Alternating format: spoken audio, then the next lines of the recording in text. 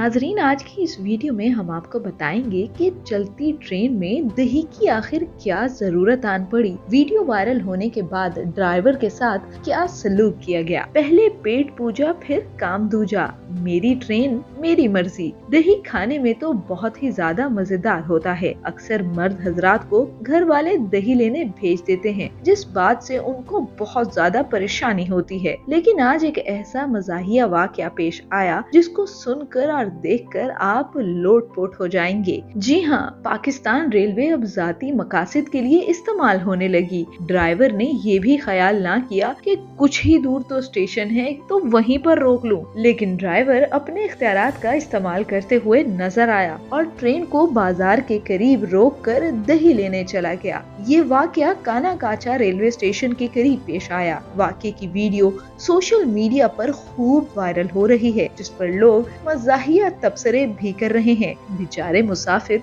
गाड़ी में बैठकर इसका इंतजार करते रहे और वो दही लेकर ही वापस आया। वाकये का नोटिस वफाकी वजीर आजम सवाती ने लिया और ट्रेन ड्राइवर राना शहजाद और असिस्टेंट ड्राइवर इफ्तिखार हुसैन को मुअत्तल कर दिया। उनका ये भी कहना था कि पाकिस्तान रेलवे कौमी अमानत है, इसे जाती मकासद के लिए इस्तेमाल नहीं होने देंगे।